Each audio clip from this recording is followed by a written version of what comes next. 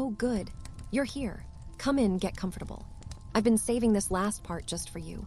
We've reached the final turning point, the quiet after the storm where everything settles and nothing will ever be the same again. It's raw, it's fragile, and it's the moment everything they've been through finally comes to a head. I hope you're subscribed so you don't miss what comes next, because this is where their story finds its ending and its beginning. Now, let's go back to them one last time. Previously on Crimson Romance, a forbidden psychic bond violently inverted, drowning him in her light and shattering her with his darkness. The fortress sealed itself in shadow, a prison of stone and memory. Summoned by a power he could not deny, Kaelen was forced to abandon her to the echoes of his violence. Now, locked away in silence, Lyra must face his demons alone. He was my captor. Now he's the other half of my soul. The silence in the Patriarch's sanctum was not an absence of sound. It was a presence. It had teeth. It coiled in the vast, cold dark and pressed down on Kaelen's soul with the weight of a dying star. Here, a millennium felt like a moment, and a moment stretched into an eternity of judgment. The sire bond, the metaphysical chain that bound him to his creator, was not a dull ache but a white-hot shackle, tightening with every breath he did not need to take. You blood. Kaelen did not lift his head. The command had not been given.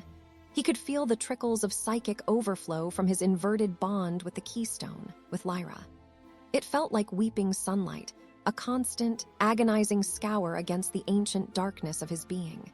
To Mordecai, it was merely an interesting scent on the air. An unforeseen complication. The keystone is more volatile than anticipated. Volatility is the source of all interesting power. Order is stasis. Stasis is the first death. You have forgotten my teachings, it seems. A figure separated itself from the deeper shadows near the throne. Archon Valerius, the Patriarch's fist, moved with the unnerving grace of a blade being drawn from its sheath. His silver-shot hair and pale, perfect face were devoid of all emotion, his eyes the color of a frozen lake. He stopped at his master's side, a statue of lethal obedience. He has failed, my lord. He allowed the asset to forge a bond, an abomination. He defies you.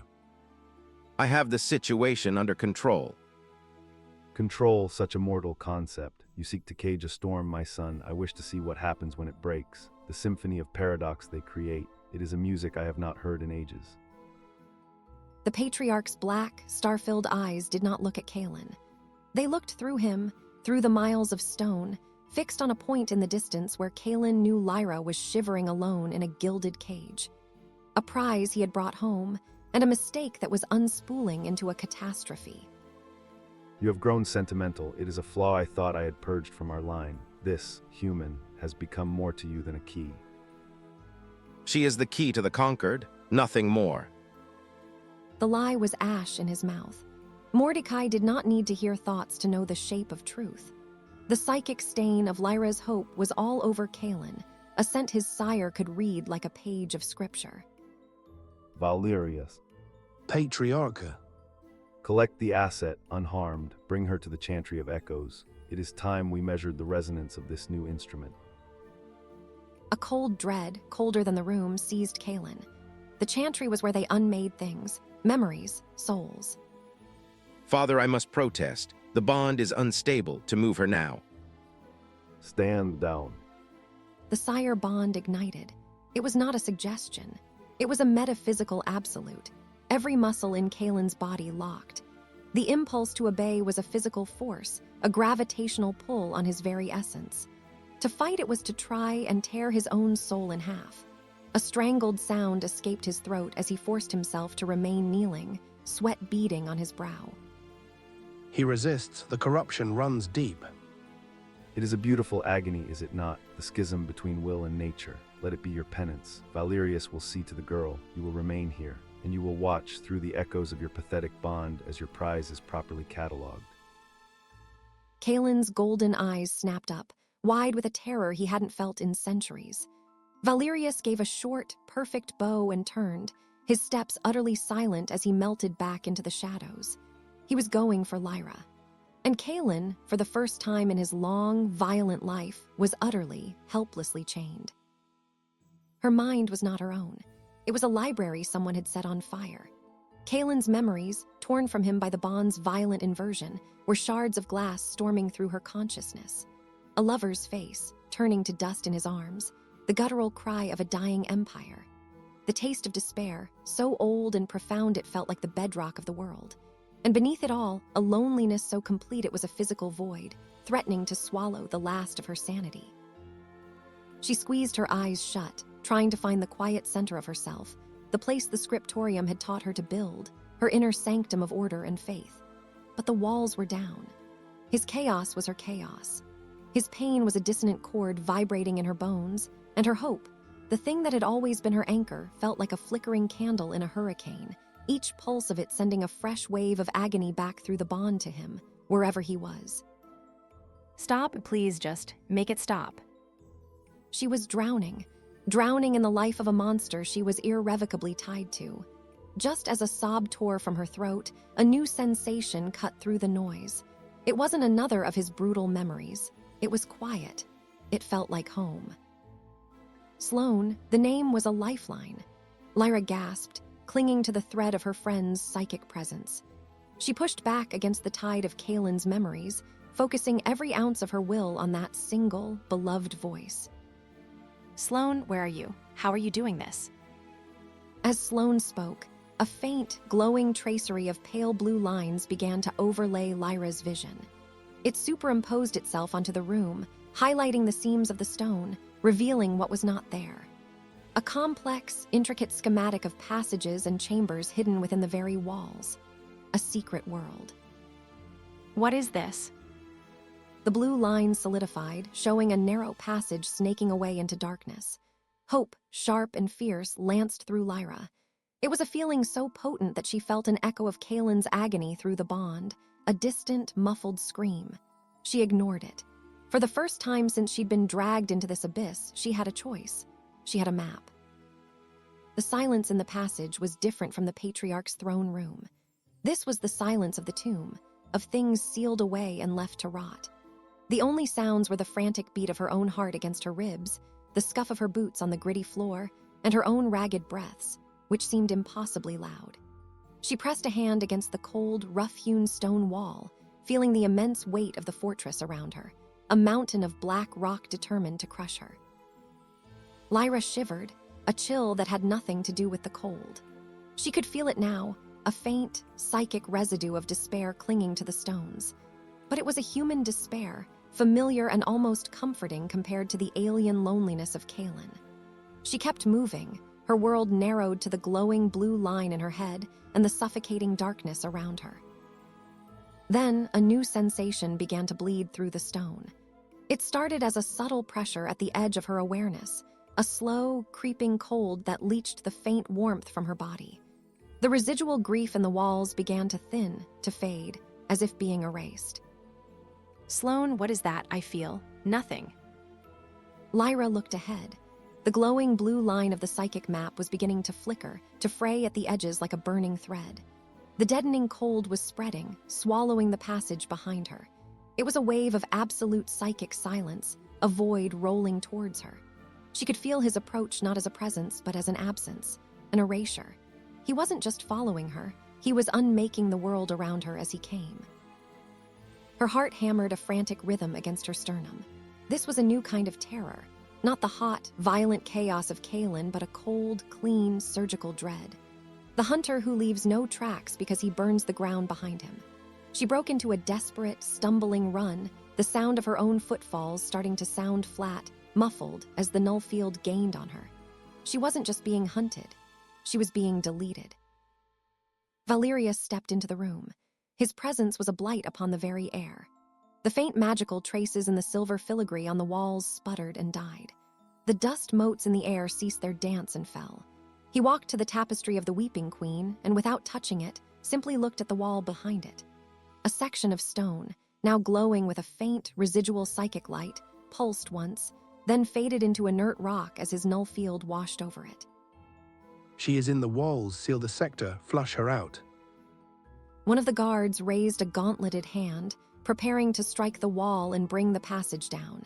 In that split second, the deepest shadow in the corner of the room, the one pooled beneath a heavy velvet curtain, did something a shadow should not do.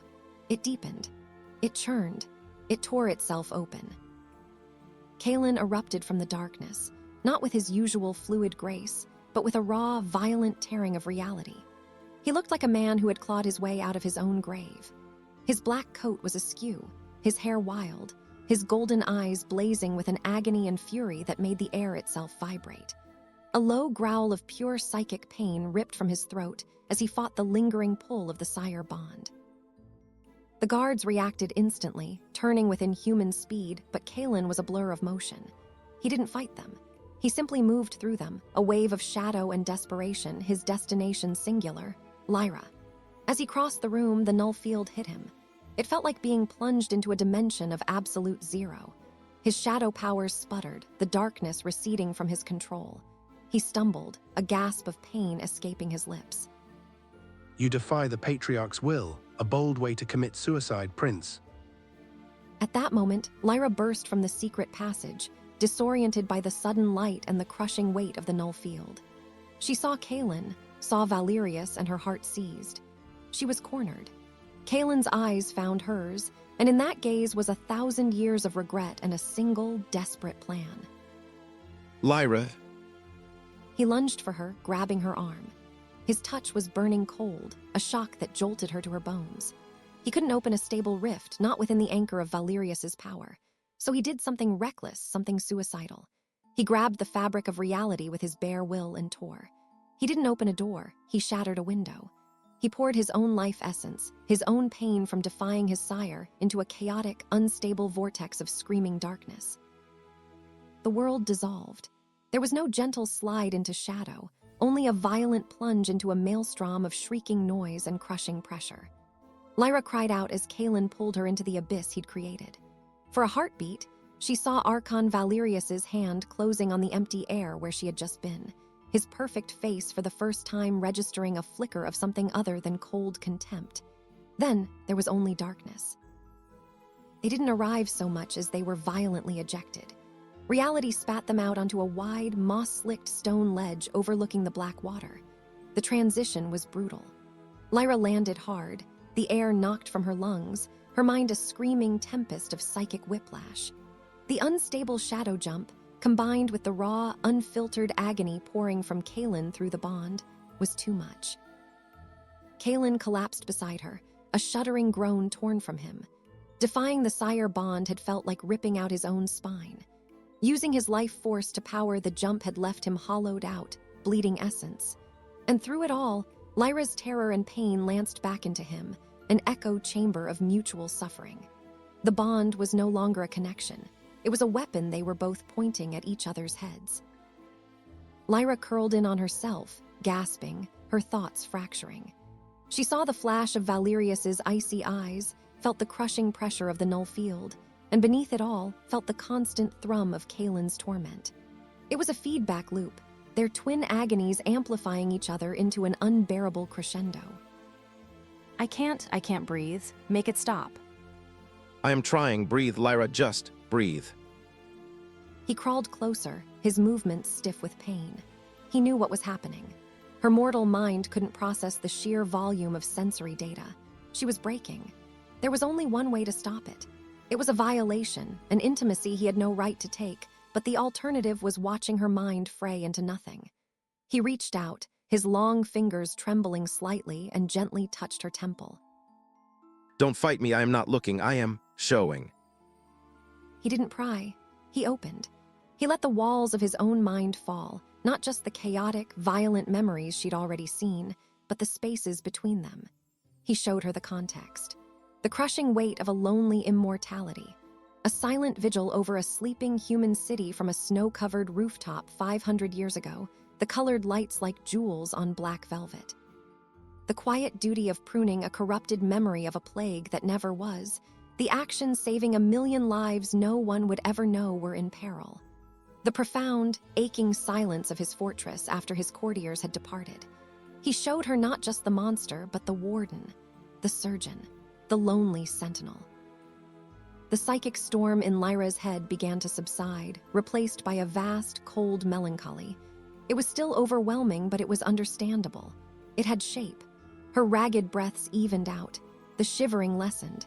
Instinctively, without thought, she opened a part of herself in return.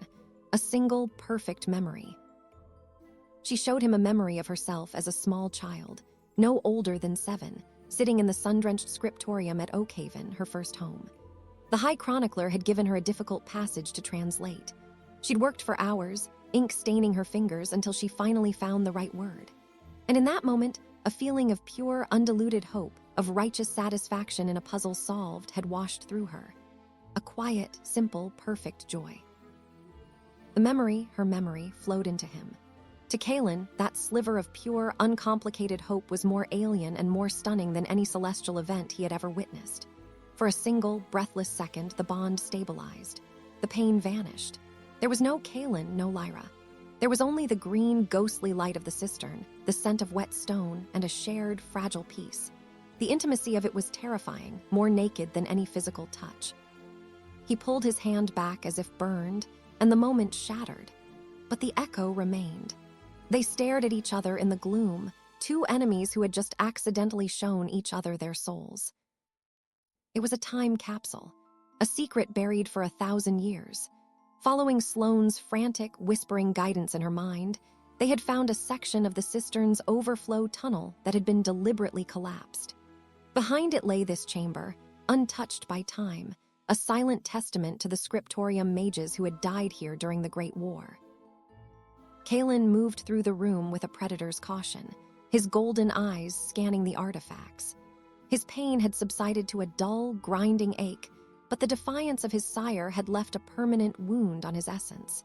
He ran a finger over a stasis field protecting a row of vellum scrolls, the magic humming faintly under his touch. Scriptorium magic, crude but effective. This feels less like an archive and more like a warning. Lyra was drawn to the mural. It was faded, sections of it lost to time, but the central image was clear. It depicted 2 figures, one rendered in silver and white, clearly human, and the other in black and gold, an eidolon. Their hands were clasped, and from their joined forms, lines of power, one light, one dark, flowed upwards, intertwining like threads on a loom. They merged into a single, winged being, neither human nor eidolon, radiating an immense, balanced power. What is this? Heresy according to your people, and mine. He had moved to a reading lectern in the center of the room, upon which a single, heavy scroll was laid open, held in place by weights carved into the shape of Ouroboros serpents.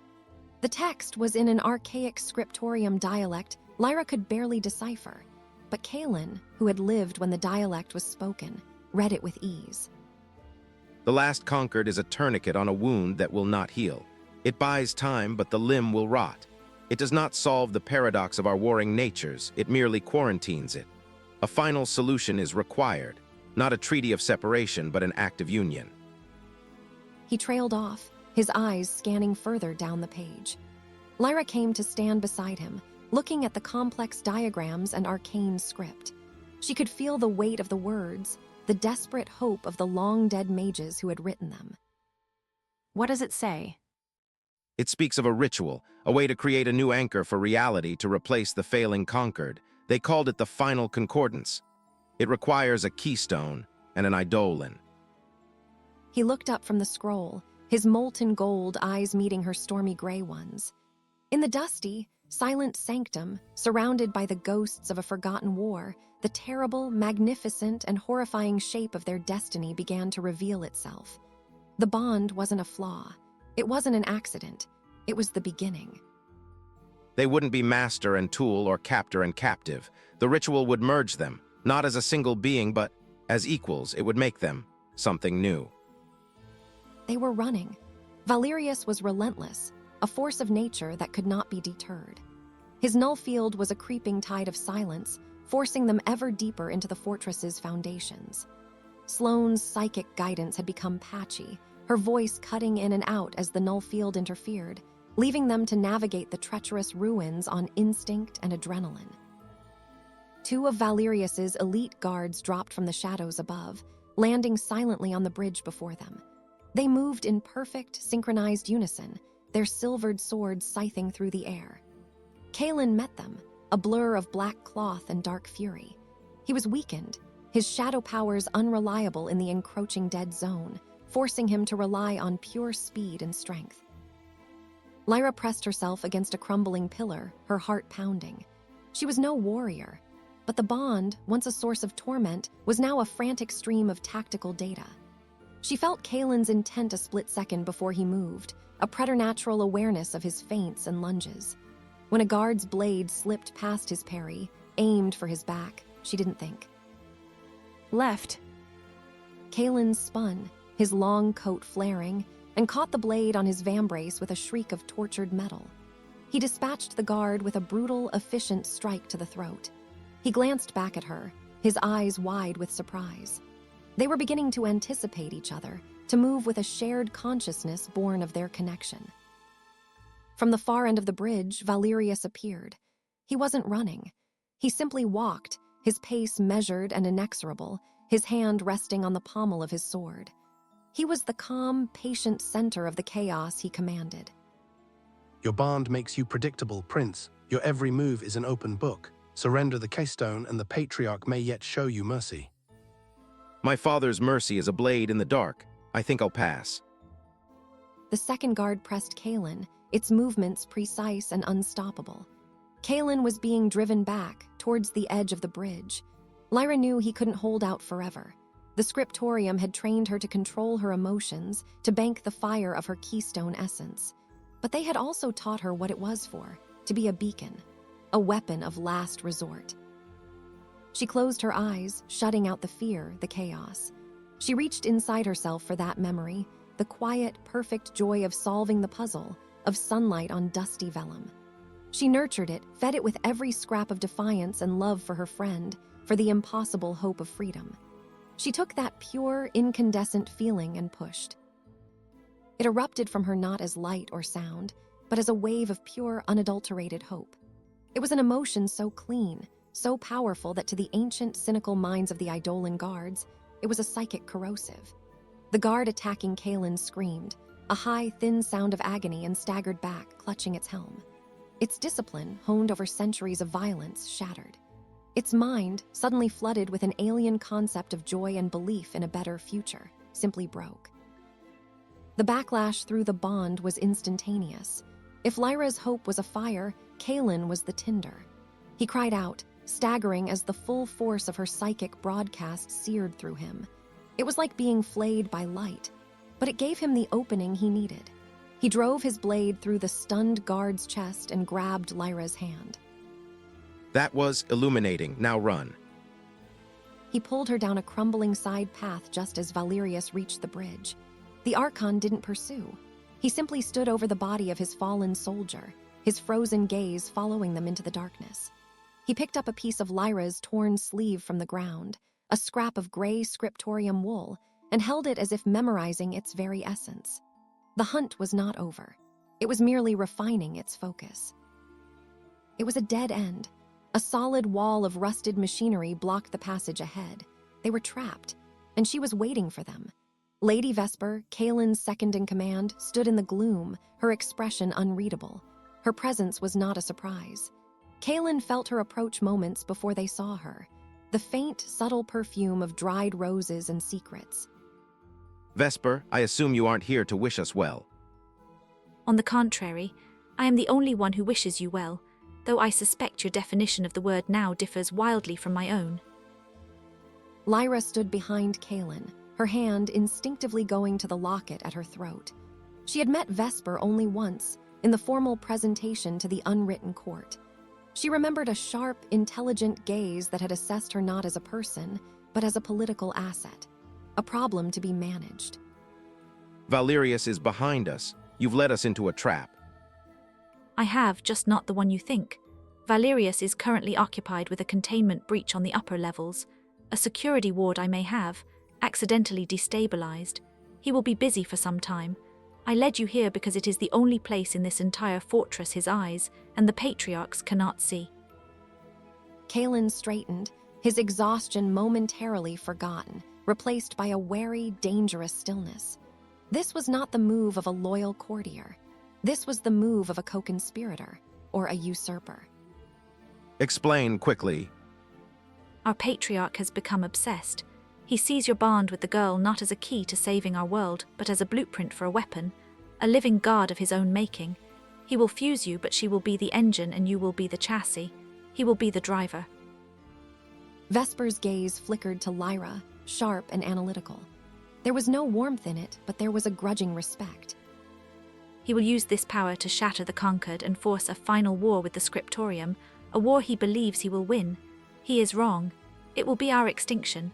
His ambition has finally outstripped his wisdom. You would betray your sire. I would preserve my people. The Patriarch is no longer fit to lead them. You, however, you and she, are something else. A third option. A new balance of power that answers to no one. One that might actually save us instead of damning us to Mordecai's glorious final war. She stepped forward, her movements fluid and deliberate. From a fold in her velvet dress, she produced a small, intricately carved charm of polished obsidian, shaped like a closed eye. It seemed to drink the light around it. This is a blindstone, an old trick. It will shield your psychic resonance from Mordecai's sight, but it will not last forever. It will buy you time, a day, maybe two. She held it out to Kaelen. He took it, the stone cold and heavy in his palm. Time for what? Vesper's dark eyes finally met Lyra's, and for the first time, Lyra saw not a strategist, but a gambler playing her final hand. There is a place, a forgotten monastery on the coast of the Weeping Sea. Oakhaven. It was a scriptorium stronghold during the Great War, but it was built on a site of much older power, a place of balance, the research your people buried here. Sloane stared at the figure in the doorway, her heart a frantic drum against her ribs. She expected a guard, or worse, the cold, silent form of Archon Valerius. Instead, Lady Vesper stood there, a crimson vision against the gray stone, her expression unreadable. Come to gloat before you throw me in a real dungeon. You have spirit, I can see why Lyra is fond of you. No, little archivist, I have not come to punish you, I have come to give you a promotion.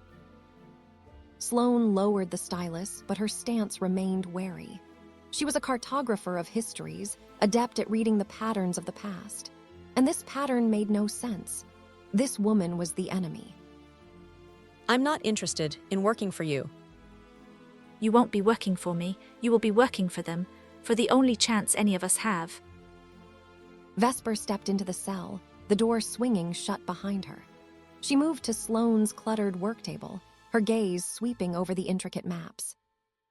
The ritual they are going to attempt, the final concordance. The scrolls are incomplete. There is a missing piece. It requires more than a keystone and an eidolon.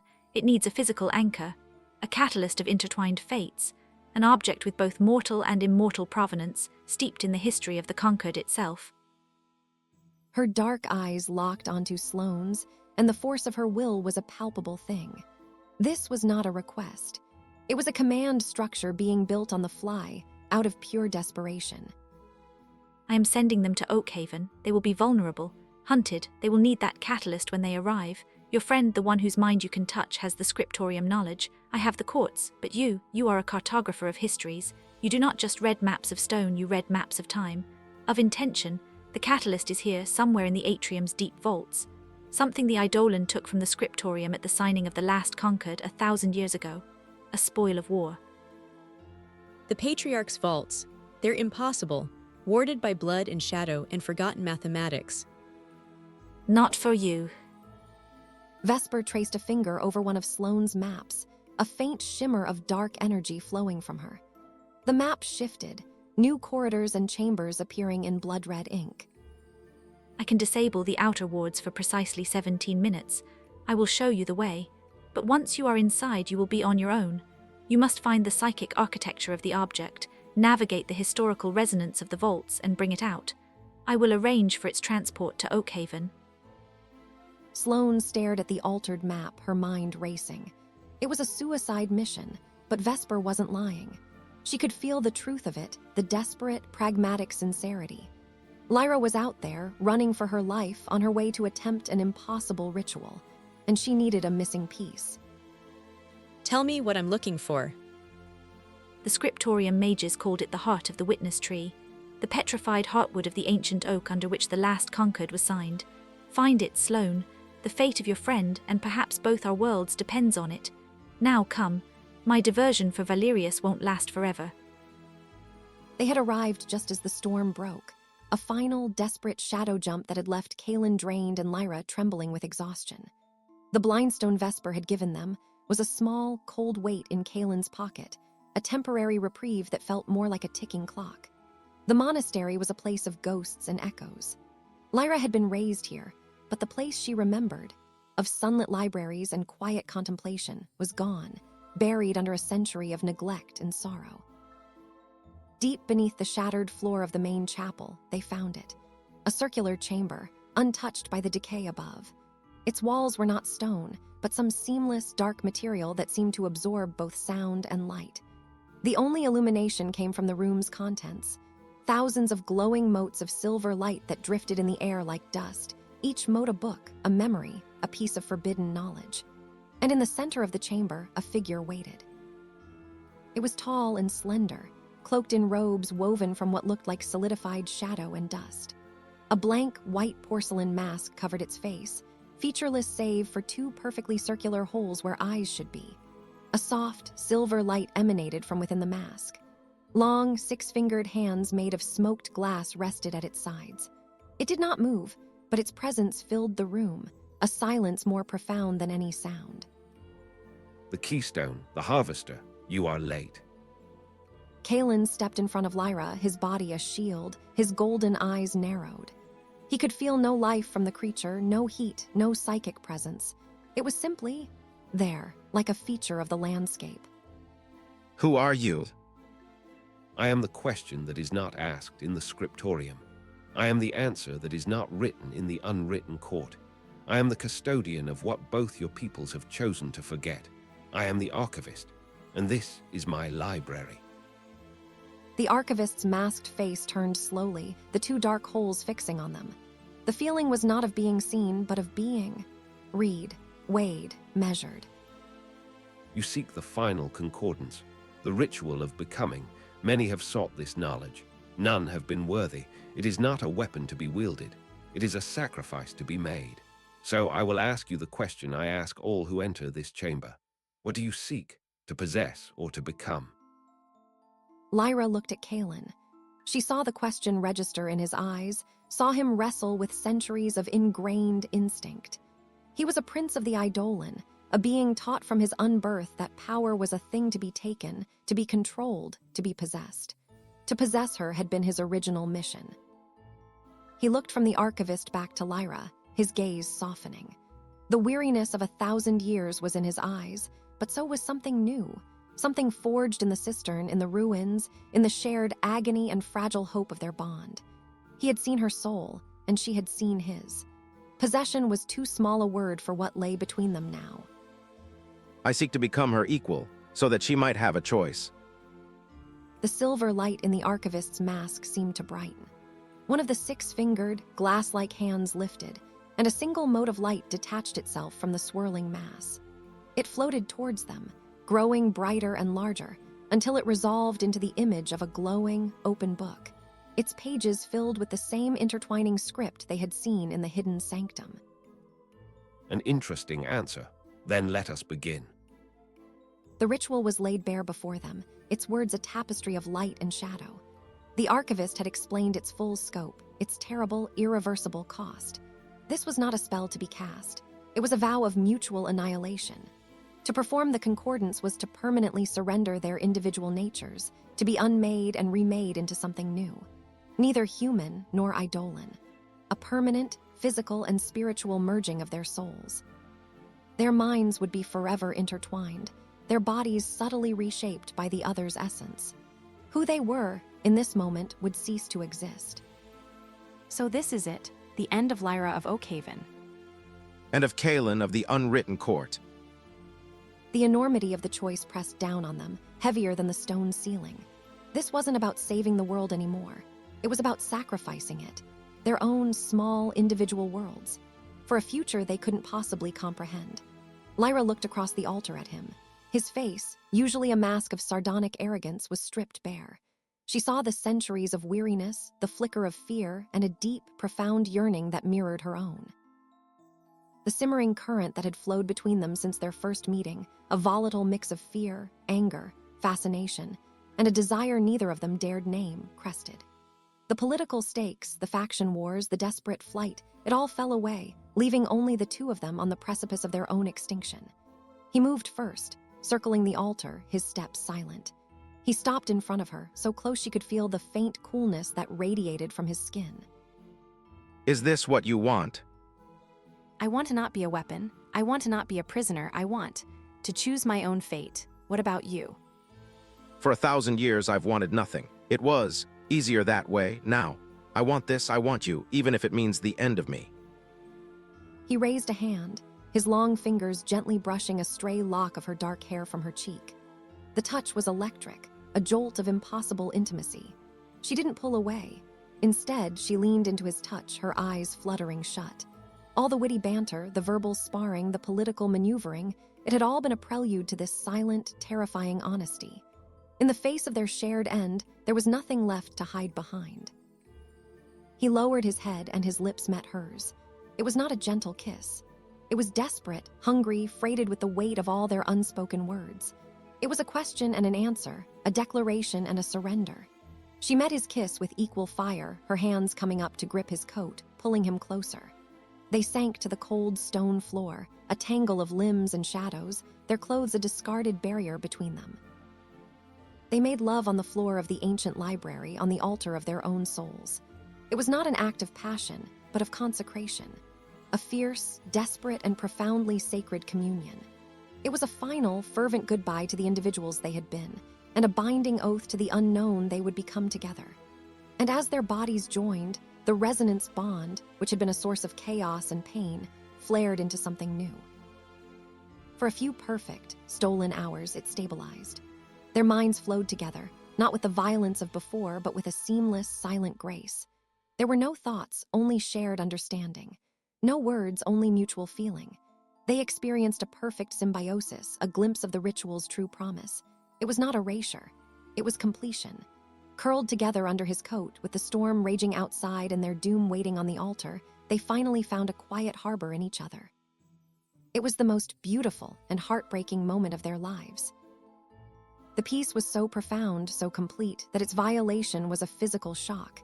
It began as a pressure at the edge of Kaelen's senses, a familiar, soul-crushing weight.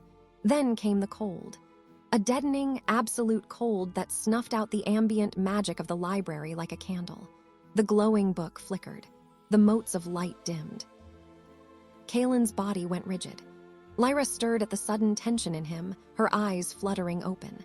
She saw the look on his face, a mask of cold, ancient fury, and new. He's here. They looked towards the chamber's only entrance. Two figures stood there, silhouetted against the gloom. Archon Valerius, a drawn sword of pale silver held loosely in his hand, his posture one of coiled, predatory stillness. And behind him, Patriarch Mordecai. He wasn't armed. He wasn't threatening. He simply stood, his skeletal form wrapped in simple dark robes, his white hair a stark contrast to the shadows. He was watching them, his black, star-filled eyes holding not anger, but a detached, academic curiosity. Valerius's null field slammed down like a physical wall, trapping them. The last of the library's light sputtered and died, plunging the room into near darkness, save for the weak dawn light. The archivist had vanished, melted back into the shadows of its domain. They were alone. The blindstone has faded, a clever gambit Vespers, but a fire cannot be hidden forever. It can only be contained or consumed. Mordecai did not move. He was the king. He did not need to involve himself in the vulgarities of combat. He had an executioner for that. Valerius took a single, silent step into the chamber. Show me what you have become, my son. Show me the fruits of your treason. Kaelen was on his feet in a fluid motion, pulling Lyra behind him. His own blade, forged from shadow and will, appeared in his hand. The metal seemed unstable, flickering at the edges under the pressure of the null field. Stay behind me. Valerius attacked. There was no war cry, no flourish. He moved with a cold, brutal efficiency, his silver blade a blur aimed not to kill Kaelen but to bypass him. His purpose was singular, separate them. Capture the keystone. The battle for their souls had begun. The null field was crippling. Kaelen fought with a ferocity born of desperation, but every parry, every shadow step he managed to tear into existence cost him dearly. He was bleeding power, the defiance of his sire still a raw wound on his soul. Lyra, pressed back against the cold stone altar, was no warrior, but she was not helpless. The bond, even suppressed, was a lifeline. She became his eyes. Through their connection, she felt Valerius's intent, a cold spike of killing focus, a fraction of a second before he moved. High feint, low thrust. Kaelen reacted without thought, his blade dropping to block the attack that would have slid under his guard. He countered, forcing Valerius back a step. They were holding him off, but only just. They were two parts of a single mind, fighting a perfect machine of death, and the machine did not tire. Valerius pressed his attack, his movements becoming faster, more complex. Kaelen saw an opening, a fleeting, desperate chance. He could feel Lyra's power banked inside him, a reservoir of pure psychic fire. He could unleash it all in a single, focused blast, not at Valerius, but past him, directly at his sire. He knew, with an absolute certainty, that the raw, untamed power of their unstable bond, the symphony of paradox Mordecai had wanted to study, would be enough to annihilate the ancient patriarch where he stood. But he also knew what the psychic backlash would do to Lyra. It would not just drain her, it would shatter her. It would scour the humanity from her soul, leaving behind a mindless, burning vessel. He would win the war by incinerating the very thing he was fighting for.